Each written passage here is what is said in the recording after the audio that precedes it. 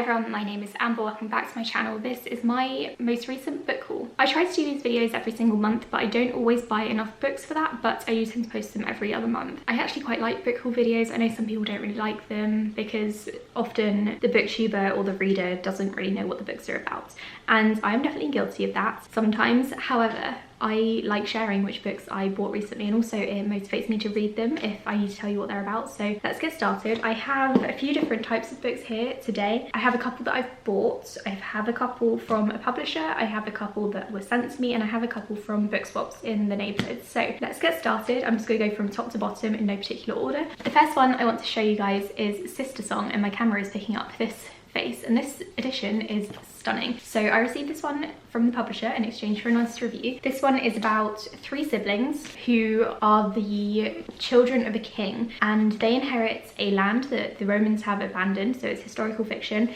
and I think there are also some fantasy elements at play here. It says here that one day ash falls from the sky and a meddler and magician shows up. The siblings discover the power that lies within them and the land, but fate also brings a warrior whose secrets will tear them apart. The three siblings become entangled in a web of treachery and heartbreak and must fight to forge their own paths. It's a story that will shape the destiny of Britain. So it's based in ex-Roman Britain, I suppose. I think it's got some Celtic elements to it, and I do follow the author on Twitter and she follows me, full disclosure, and I think she's lovely. So there's that. I also got this really cute bookmark with it from the publicist, which I thought was lovely. It's a little harp. It's some kind of metal, I don't know what, but yeah, it's a harp, and I thought that was really, really cute. I also got a branded soap as well. I haven't tried it yet, obviously it's still wrapped up, but it says here that it's sea salt soap, and it's only a little mini version, but I'm looking forward to using it once I need to open up a new soap. I'm trying not to use plastic body washes, so this one is perfect. So yeah, I'm very much excited to read this one. By the time this video has gone up, I have probably already read it, but I'm recording this one in advance just because I need to get some videos pre-recorded, so I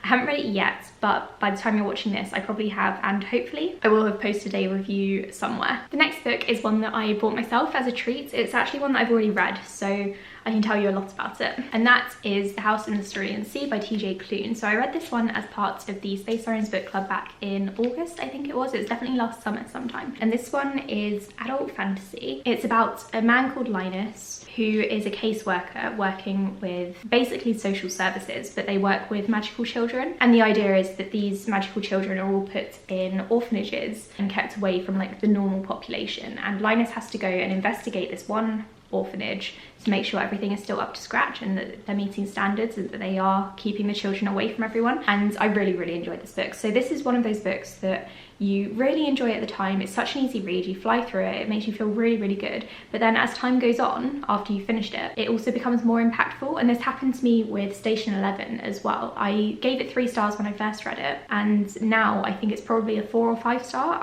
That book has impacted me, and this one is exactly the same. So I gave this one 4 stars, but I think upon a reread, when I do reread it, I'm probably going to give it 5 because it's really left an impact on me and it's really stuck with me all these months later, which is obviously why I've bought a really lovely hardcover edition, because I rarely do that. I just love this cover, and I really wanted this edition in particular. I didn't really want the paperback, especially because TJ Klune's next book, I think it's called something like Under the Whispering Door or something like that, has a very similar cover, and they're going to look so good side by side. So this is what it looks like. I'm sure you've all seen this before, but I just wanted to showcase just how lovely this cover is. And I'm just so pleased that I finally own a copy. So that's why I spent £19 on a hardcover, which I very, very rarely do because I don't like reading hardcovers. I did really enjoy this book, so I wanted to support the author, support my bookshelf, and make my bookshelf look really good. Okay, so the next 2 books are ones that I got in kind of like a neighbourhood swap. Someone during lockdown 3 in the UK started a book swapping Facebook group for my neighbourhood area, and someone posted photos of these books, and I was like, yeah, I'll take them because they were free, and also they're ones that I do actually want to read. I don't actually know much about them though, so fair warning. First one is NW, and I don't know if it's meant to be like Northwest or if it's actually NW, I don't know. Let's discover what it's about together. It says here that it's tragi-comic, so I don't know. It follows 4 Londoners after they've left their childhood council estate, grown up and moved on to different lives. From private houses to public parks, at work and at play, their city is brutal, beautiful and complicated. Yet after a chance encounter, they find that the choices they've made, the people they once were and are now, can suddenly rapidly unravel. It says that it's sad and urgent and brimming with vitality. I've never read anything by Zadie Smith before, but I've heard amazing things about their books. I've got On Beauty, I I think it's called Upstairs. Haven't read it yet, but I really want to. This one actually came out in 2013. I thought this was a newer book because I've seen a lot of booktubers talking about it lately, but I guess that's just the people that I follow. I'm expecting this to be a very fast read as well, so hopefully it is. It's quite short. I might pick it up next month. I don't know. I'm really excited to read it. The next one is also one that I got for free from the same person. Again, I don't really know what this one's about, but I've seen mixed reviews for it and I just wanted to give it a go, so I'm glad that I got it for free, and that is The Miniaturist. It says here that it's set in 1686. There's an 18-year-old called Nella who knocks on the door of a grand house in the wealthiest quarter of Amsterdam. She comes from the country to begin a new life with her husband Johannes, but instead she is met by his sharp-tongued sister Marin. Yeah, I'm reading the back and I've just got no idea, but I am looking forward to reading it, particularly because it did get good reviews when it first came out. But I think as time has gone on, the reviews have gotten more and more average, but I'm willing to give it a go. Hopefully it's good, and it will also be cool to read a book set in Amsterdam because it's one of my favourite cities. The next one, again, is one that I bought myself. That is Midnight Library by Matt Haig. So this was on sale for £5, so I picked it up. I've never read anything by Matt Haig before, but I've heard good things about his writing, although some people haven't really gotten along with him as a person, I guess, so I'm a bit hesitant. But this was only £5, which is like, I don't know,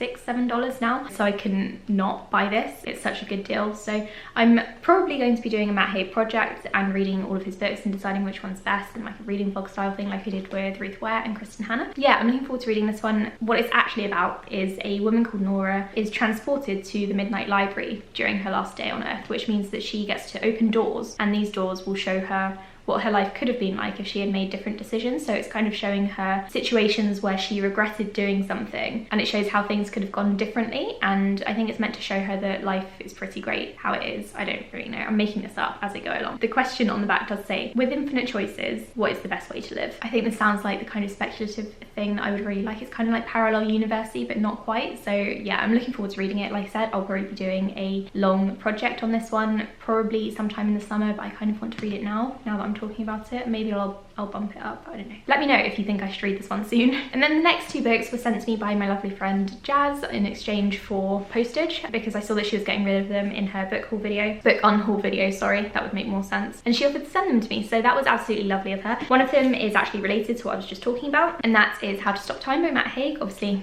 I'm doing a project, you know this now, so there's no point in keeping it a secret. I don't actually know what this one is about at all. I've also just noticed that he's done quite a few books, so I might just have to pick 3, like I did with Kristen Hanna. It says here, Tom Hazard has a dangerous secret. He may look like an ordinary 41-year-old history teacher, but he's been alive for centuries. As long as he keeps changing his identity, he can stay one step ahead of the past and stay alive. The only thing he must not do is fall in love. So I don't know if we're going to go back in time with this, or if maybe the main character is going to talk about his past experiences in other time periods, but I hope so. That sounds really good. I haven't really heard much about this one. I think I've heard more about Reasons to Stay Alive and The Humans from Matt Haig. So yeah, no idea really what this is about, apart from a person who's immortal, it sounds like. And thank you so much to Jazz for sending it to me. And then the other book that Jazz sent me was Reign of the Fallen, which is a YA fantasy book. It came out a couple of years ago as a debut. I was meant to buy it straight away, but I just didn't get around to it, and I have no idea what it's about, as usual.